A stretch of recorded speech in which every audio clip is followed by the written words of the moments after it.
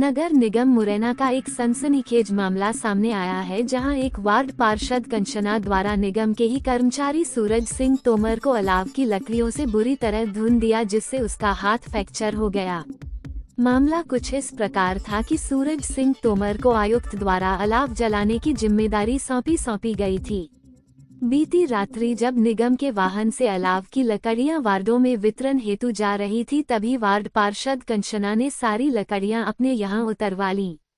जब इसकी सूचना सूरज सिंह को लगी तो उन्होंने फोन पर इसका कारण पूछा, जिससे पार्षद द्वारा बहस की जाने लगी और बाद में निगम कार्यालय पर आकर अपने 4-5 साथियों के साथ वहां रखी अलाव की लकड़ियों से ही उसकी बुरी तरह मारपीट कर दी, जिससे उसके हाथ में फ्रैक्चर हो गया।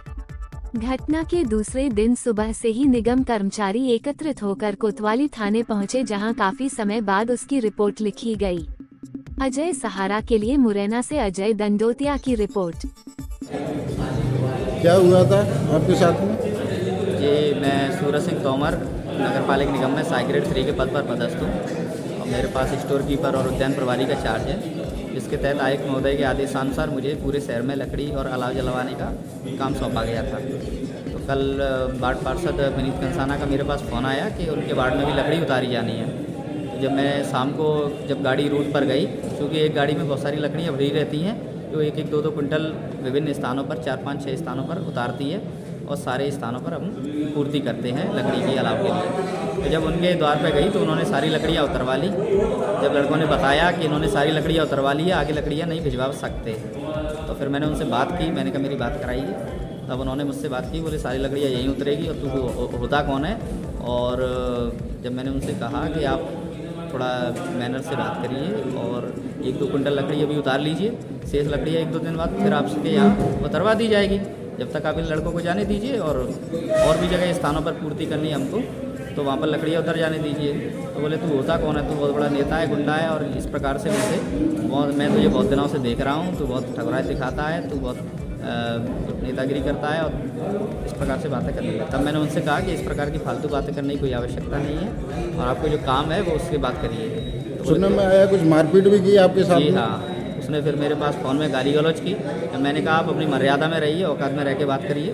तो वो तुरंत उसने कहा कि आप कहाँ हो, मैं अभी वहीं आके तुझे देखता हूँ आज। तो वो तुरंत मेरे कार्यालय पे आया। मैं कार्यालय पर बैठ करके अगली गाड़ी के लिए इंतज़ार कर रहा था ताकि अलाव शहर में जलवाया जा सके। वहीं पर आकर के वो 4-5-6 लड़कों को लेकर के आया और वहीं पर पड़ी लकड़ियों से और अलाव में जलती लकड़ियों से मेरे ऊपर वो सारे टूट पड़े और उन्होंने मेरे हाथ में फ्रैक्चर हो गया, क्योंकि वो मेरे पूरे शरीर में मार रहे थे चारों तरफ से 3-4 लड़के, और सर में भी मारने का प्रयास किया 2-3 बार। तो मैंने अपने हाथ को बचाव करने का प्रयास किया, तो चूँकि मेरा सर बच गया, लेकिन मेरा हाथ एक जगह से फ्रैक्चर हो चुका है और मेरे हाथों से खून बहने लगा। तो इतना देख करके वो भाग गए और जाते जाते कहा तुझे देख लूँगा और तुझे जान से मार दूँगा, इस प्रकार की धमकी दे करके वो चले गए। अभी थाने आए तो FIR वगैरह हुई कि नहीं? अभी कोई FIR दर्ज नहीं हुई है। हम सारा कार्यालय यहाँ आया है ताकि FIR दर्ज हो और ऐसे कर्मचारी, ऐसे पार्षद पर या जो भी है गुंडे, इस प्रकार पर सख्त से सख्त कार्रवाई हो।